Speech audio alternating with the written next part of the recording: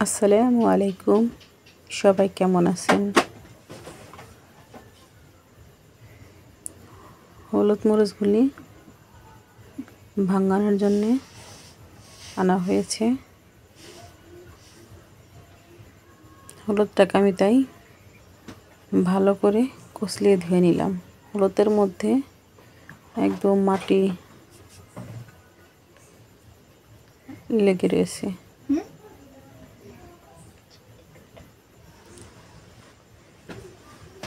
এগুলো এখন আমি শুকাতে দেব।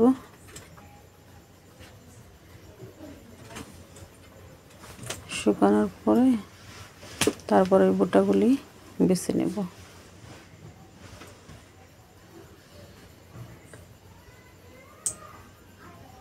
বাড়িতে কোথাও এরকম রোদ নেই, এগুলি রোদ্রে দিয়ে এখন মাছটাকে কেটে নেব।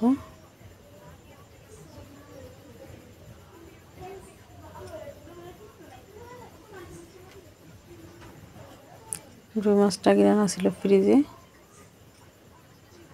এখন এটাকে আঁশটি ফালিয়ে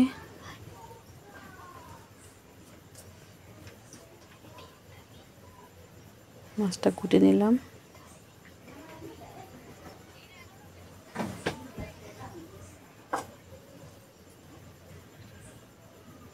মাছটাকে হালকা করে ধুয়ে লবণ দিয়ে একটু মাখিয়ে রাখবো রান্না করার আগে।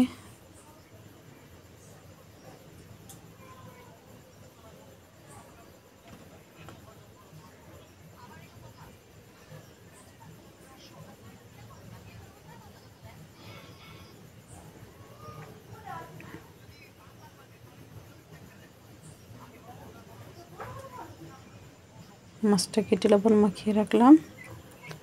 এখন মেয়েদের স্কুলের ড্রেস বোরকাগুলি রোদ্রে শুকাতে দিলাম। বাড়ির উপরে কোনো রোদ নেই গাছপালার জন্য, এই জন্য বাড়ির পাশে মাঠের সাইডে দিয়ে আসলাম।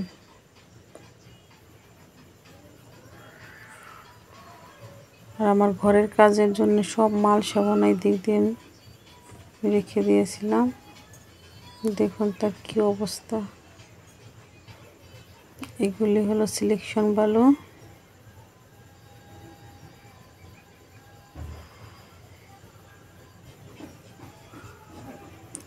ইট অনেকগুলি কাজ করা হয়ে গেছে, বেশিরভাগই।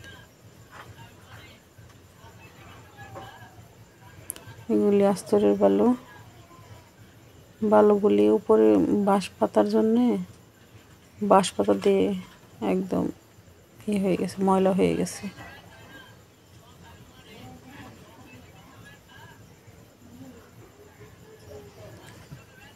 উপর দিয়ে পলিথিন দেওয়া হয়েছিল, কুকুর এগুলি সব সরিয়ে ফেলছে, যার জন্য তো ময়লা হয়ে গেছে। আর এখান দিয়ে খোয়া ভাঙিয়ে পলিথিন দিয়ে ঢেকে রাখা হয়েছিল, তারপরও ঝড় বৃষ্টিতে পাতা পড়ে একদম সব অবস্থা খারাপ হয়ে গেছে।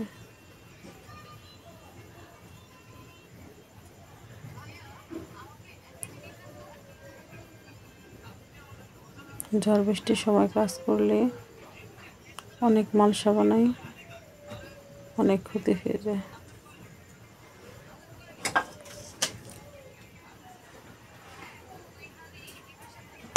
রান্না করার জন্যে ডাল সেদ্ধ করে নিলাম। ডাউলের ভর্তা বানাবো। শুকনো মরিচ আগে ভেজে নিয়েছি, এখন পেঁয়াজটা ভেজে তার মধ্যে তেলে একটু হালকা করে ভেজে নেব।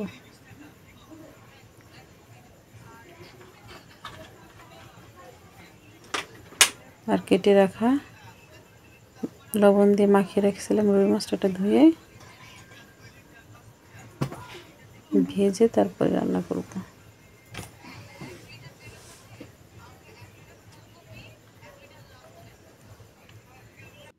ভর্তাটা বানিয়ে রেখে মাছটা ভাজার জন্য বসিয়ে দিলাম।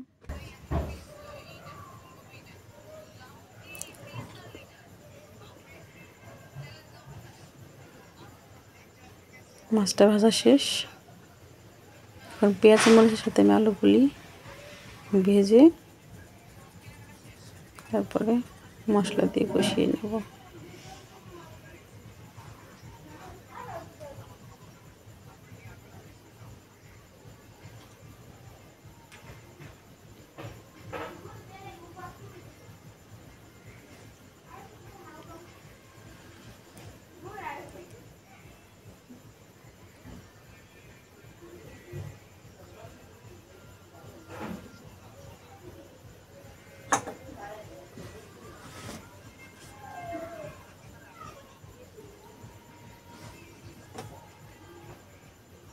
তরকারির ঝোলটা বলক এসে গেছে, এখানে মাছটা ছেড়ে দেব।